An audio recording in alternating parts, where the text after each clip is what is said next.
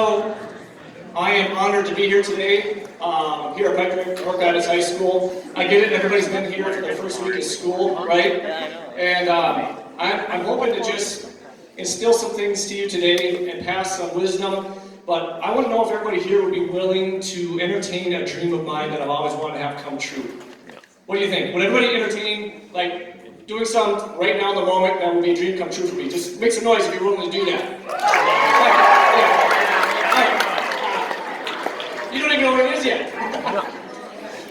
How many here have ever been at a sporting event or a concert and they did the wave? Yeah? I don't want just the wave, I want noise. I want the foundation of this room, this building to shake. I want a sonic boom. And here's what I'm going to do. I'm going to maestro it, and we're going to go off in sections. Is everybody clear? You know why? Because I'm nervous. This is going to help me be less nervous. All right. Here we go. We're going to start over here. And when I say go, I want you to just put your arms up from the front, go to the back, and I want you to be as loud as you can. Cool? I'm going to go here, and I'm going to go here. Everybody ready? I want this room to shake. 3, 2, 1, go. Wait. Make some noise. All right. Right here. Wait. Make some noise. Oh, that was good. Over here. Wait. Noise. Oh, guys, this is close. Should we go again? Hold on. I'm just going to point. You know all the rules. 3, 2, 1, go. Go. Oh, right here, go. Everybody go. Oh, man. All right.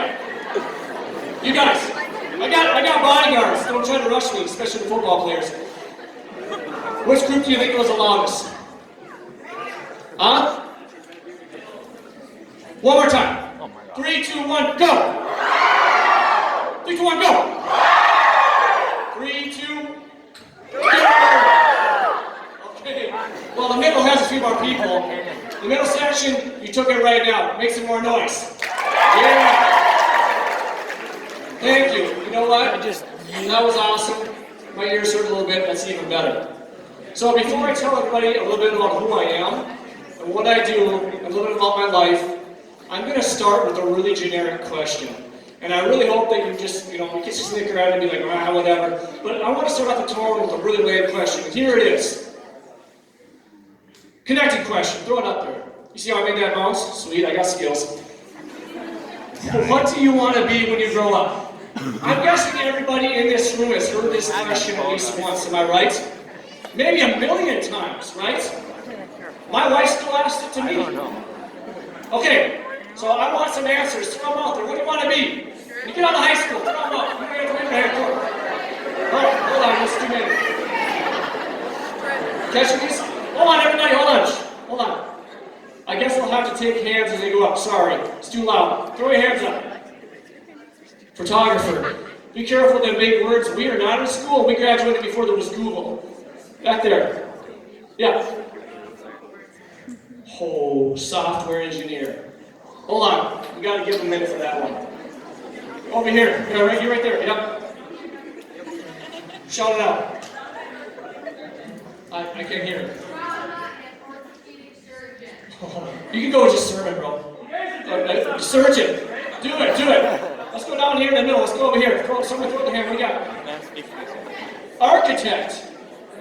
Man, we gotta get some smaller words, guys. No, I'm just kidding. Hold on. Architect, I want to get 4 more. Go ahead.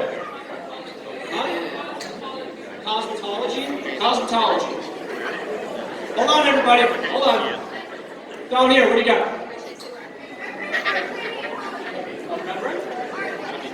Paleontologist. Whoa. Paleontologist. Cool. How about back here? Somebody. Throw your hand up. Go way back there. Huh? I can't hear it. Medicine? A geneticist. Okay. Let's pause right there. Everybody still with me? Okay, here we go. So, we got photographer, we got software engineer, orthopedic surgeon, architect, cosmetology, paleontologist, geneticist, whoever's here in English class, you can grade him on his spelling later. Here's the deal. How come nobody said themselves? Stuck. Hold on. It's okay. I only put that out there because I remember when I was in school, there was this driving force to be a lawyer, be a doctor. Right when I was a kid, I said I wanted to be a lawyer. You know why I said I wanted to be a lawyer? Take a wild guess. Money. But the reality is, to be a paleontologist, geneticist, all those things, is one, at first you make sure you embrace who you are and what makes you happy as you grow in life and become those things. You imagine the difference you can make in this world by being you first? That's awesome. So, let me tell everybody a little bit about who I am. Now, yes, I do work for CHI St. Joseph's Health. I am coordinator of the Father Project. I am also, go ahead, Angie. I'm a hope dealer. It's right. You heard that right. I am a hope dealer. Sorry, you can laugh. It's okay. So, not only do I deal hope to individuals, I'm a hug dealer. Oh, God. Yeah, I deal hugs.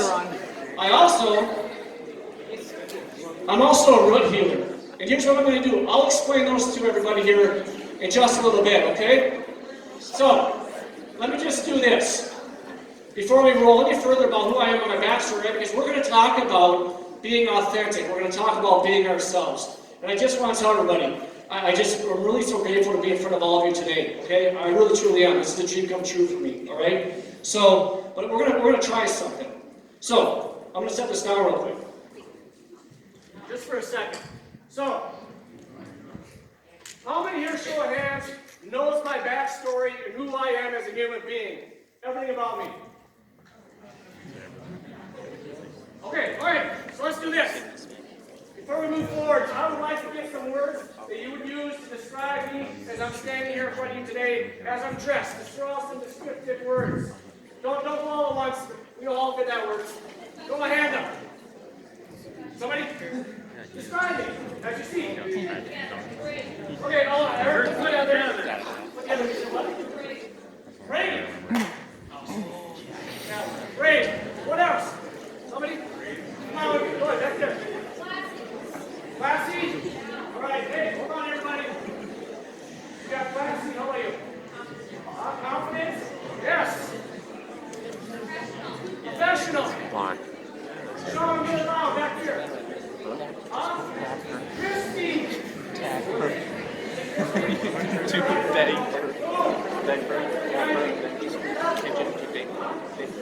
Successful. Okay, hold on. Hold on, everybody. Hold on. Okay. We got a lot of voices in this room. Here we go.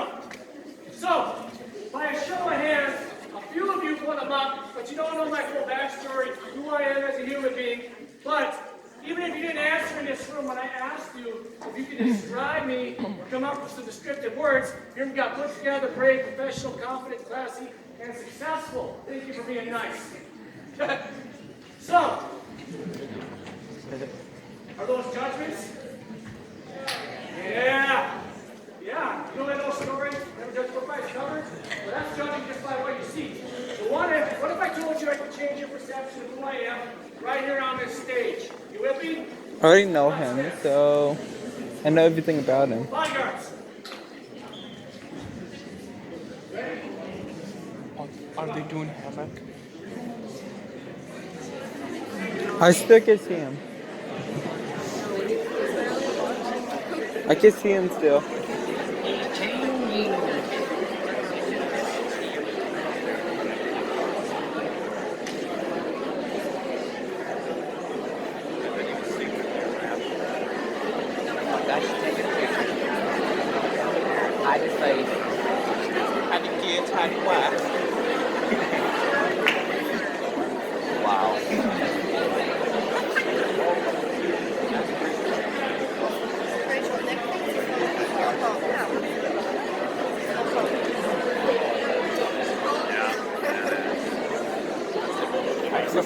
Yeah, we can see him right here. I can get a tattoo. Are you ready? All right.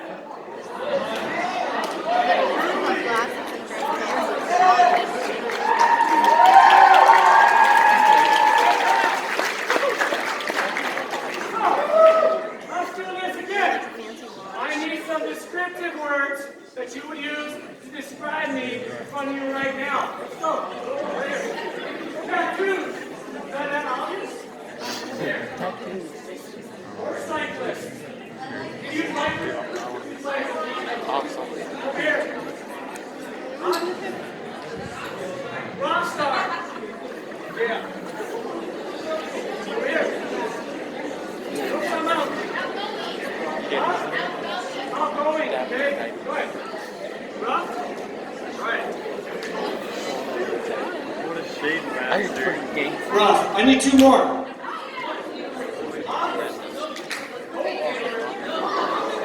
Oh.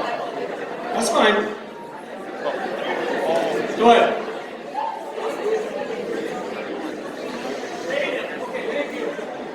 Creative. Okay, hold on, everybody. Let's do this. You guys ready? So I got tattooed, biker, rockstar, outgoing, gruff, dope dealer. If I heard you right? And creative. Now hold on.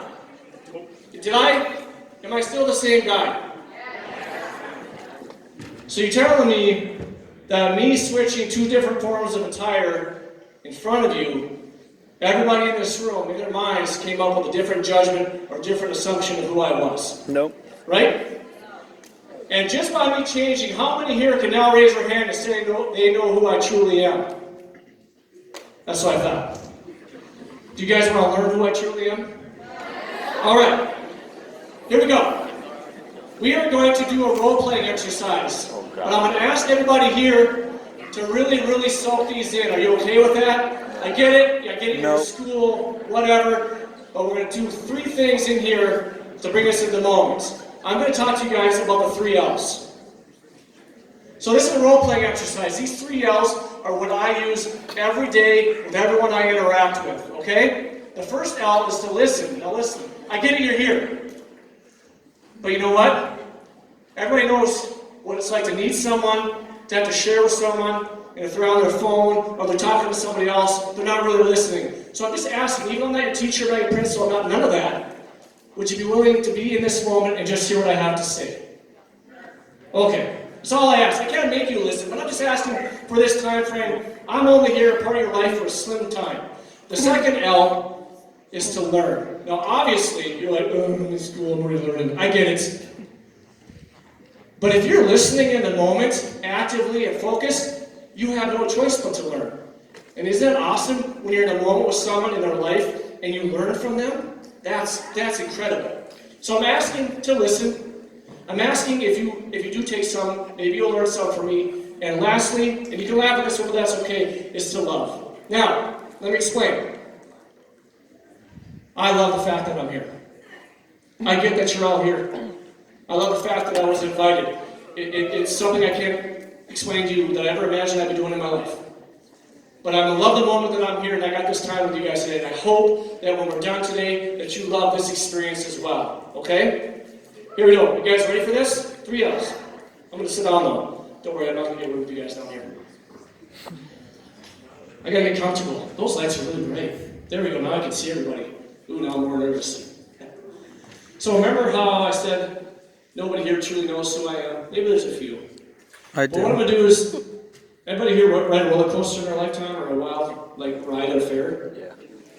I I'm did. going to take you guys on what I would consider an emotional roller coaster today. And I'm asking you all to just imagine like you're strapping yourself into a ride, okay? And you got to hang on, okay? And we're going to take off, and I promise you that we're going to take that ride down into the valley for a little bit. But if you're willing to hang on with me, I promise you I'll take it back out, okay? And if you feel some emotion from what I'm saying, okay, if you feel in your stomach kind of a tightening, embrace it, all right? So let me start with my foundation of who I am, right? So I'm Joe Johnson.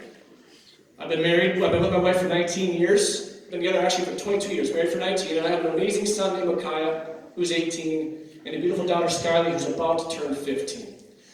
In my life, I can't just hold my arm up like that forever. In my life, if I go home and my family is happy, they're smiling, if they seem satisfied, I feel like I'm successful in my life, okay? And so, I want to tell you that I had an amazing childhood. I was pampered with everything you could ever be pampered with. Oh man, the greatest love, the greatest parents. It's incredible. Just kidding. I'm being sarcastic. Sorry. Unfortunately, that wasn't the cards that were dealt for me and my brother in life. No. I was put into foster care when I was 2.5 years old. My brother was 4. Now, foster care is a system where people get paid to take care of you. Everybody understand that? Or at least now you do, okay? And these homes are supposed to be the parents that I should have had growing up, right? I was taken away from my parents biologically, and now I'm living with families that I don't know. These families were brutal to my brother and I. You know, when I was my first foster home, my foster dad was like 6'5". He was a big, big dude. And when you're a kid, right, guys are big guys, right? Like monsters sometimes. And this dude, when he would come home, and if we got in trouble for something, he would grab us by our hair, hold us up in the air while we flailed, not touching the floor, and beat us with a back brush. After that, sometimes we were thrown down the stairs. Sometimes we'd have to stand in the corner for 2, 3, 4 hours. If we moved, our heads would get smashed into the wall. I know, that's heavy, right? Remember the roller coaster? We're going down. Just everybody hang on, all right? So, when I was little, there were two switches that flipped on to me. Okay, one is I hated everything and I hated everyone. I did. I felt abandoned, other than my brother.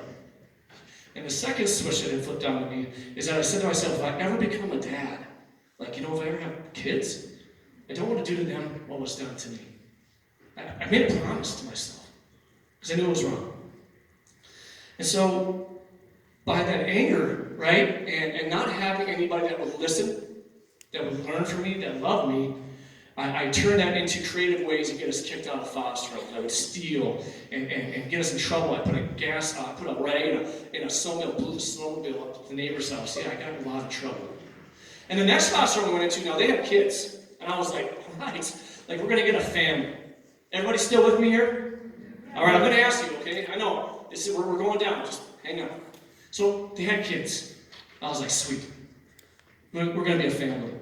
And 2 months in, they called us in the living room, and they proceeded to duct tape our hands together just like this. We had to go to bed like that every night. You know what it was like to have parents that just had some strange way to deal with us, and they would wrap duct tape on our hands. Imagine trying to sleep like that, just like that. It's horrible.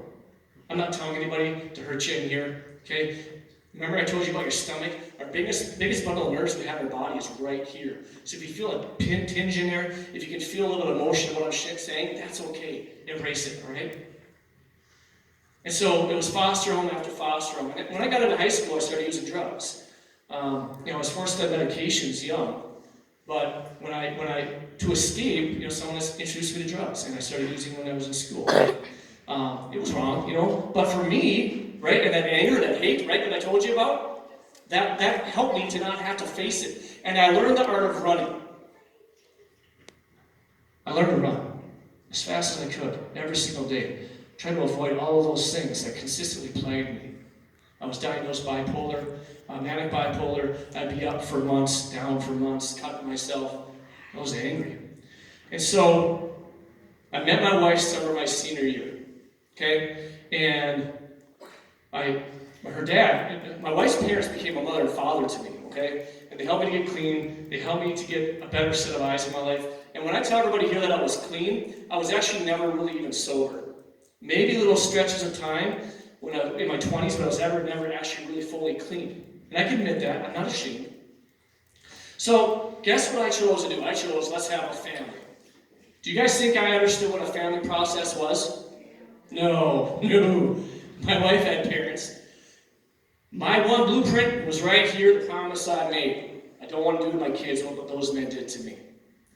So I have a son, and I have a daughter.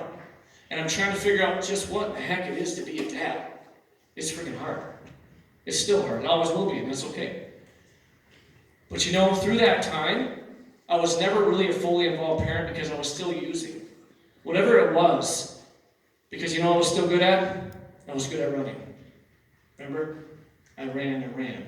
You can't outrun demons. You can't outrun your pain. Because the minute you stop, what happens? It gets you. Right?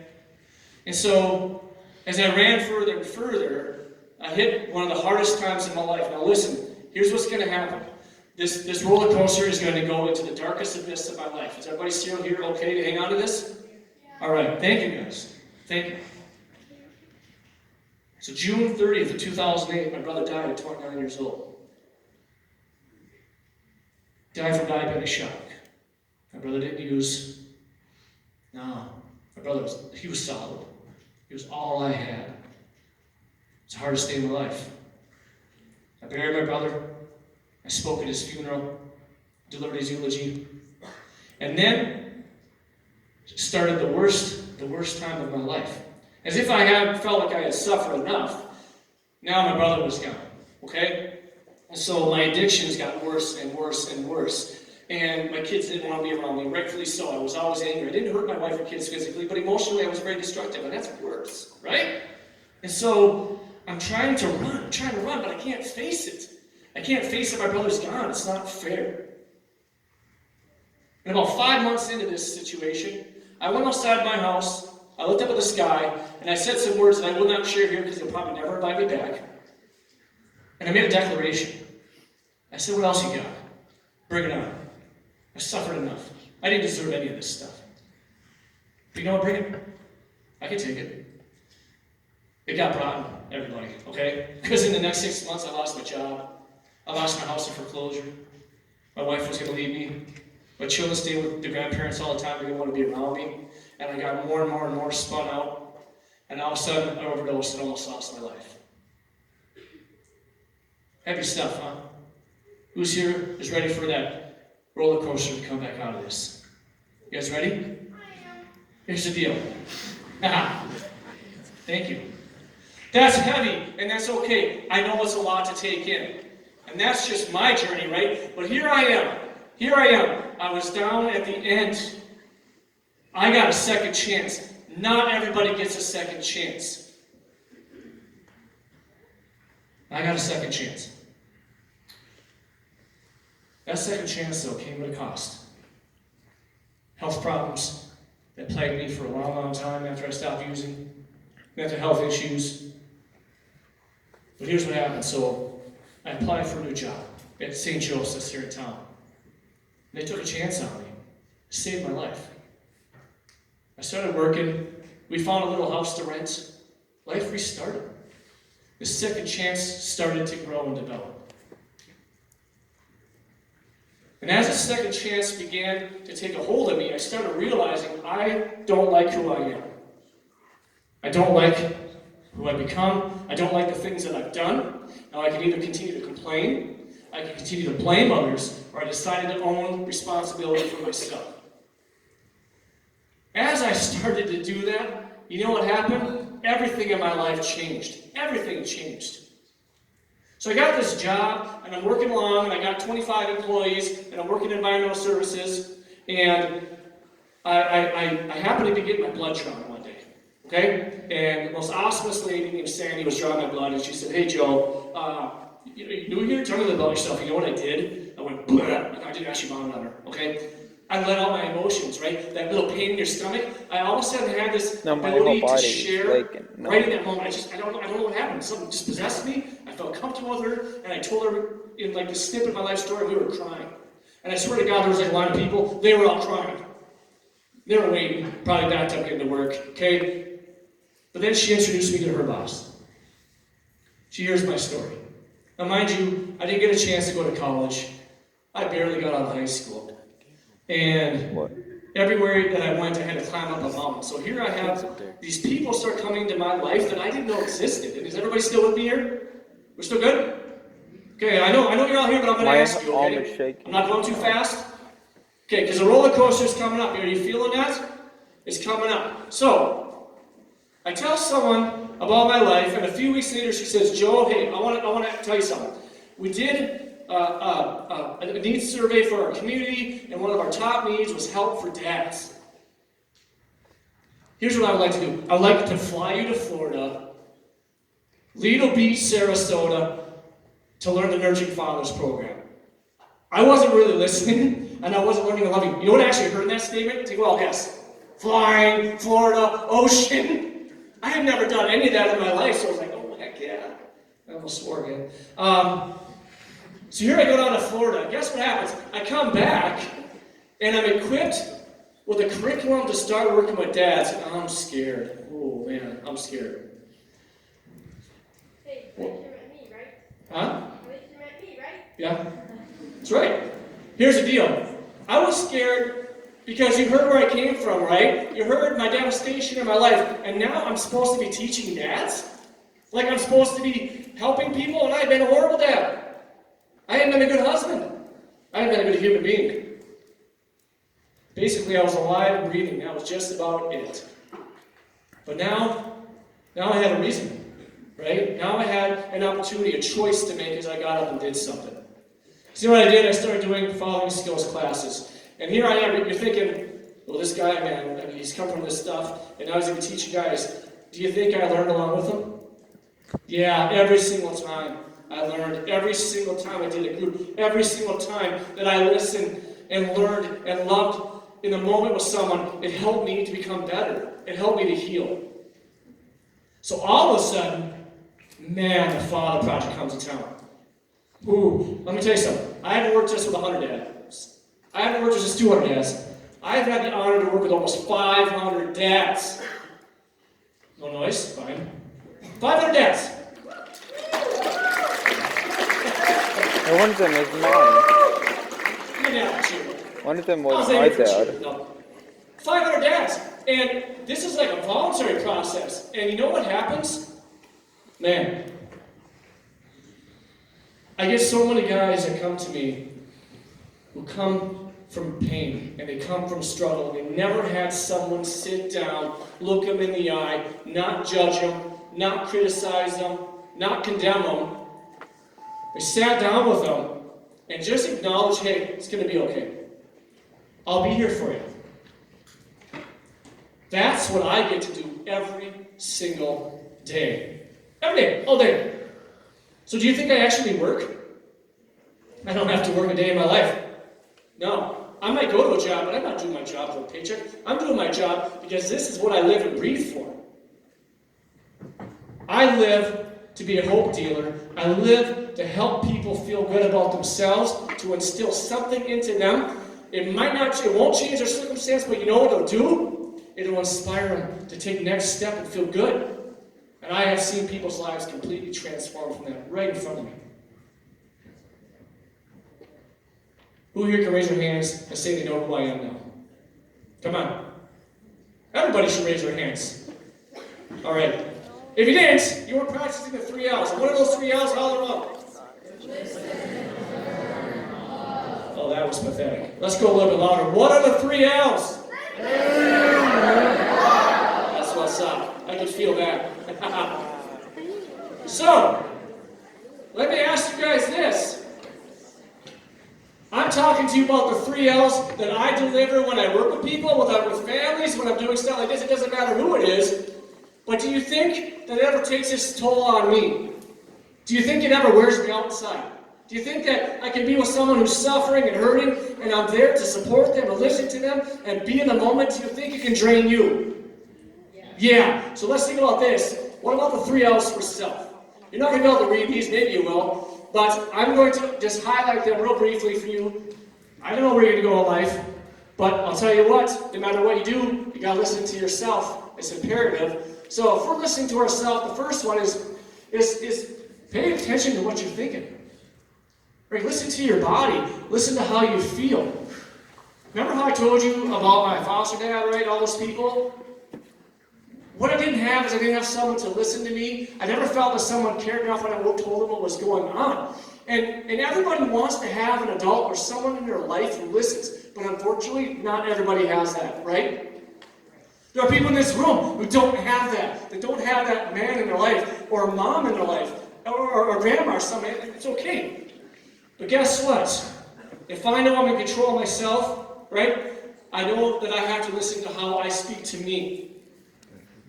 I have to listen to how I think to myself, look at myself, and value myself. All right? Make sense? The second one is to learn. I also realized that if I'm struggling, okay, if I'm struggling with negativity, if I'm struggling, maybe you're struggling in a class. Maybe you're struggling in a sport. Maybe you're struggling with a friend. Pay attention to that.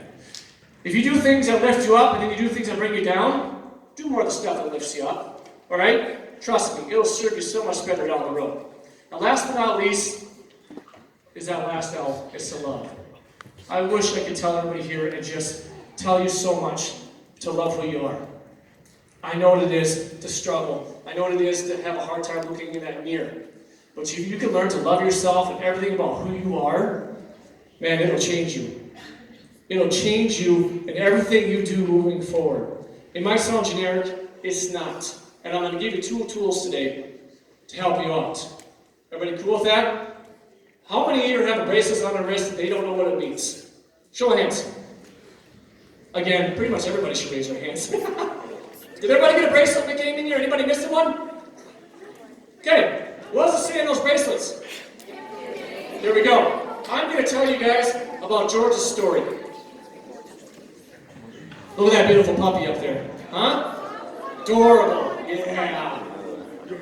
Unfortunately, Georgie is not with us anymore. He runs through the wild fields of heaven, and that's okay. Georgie's legacy lives on by me sharing about this.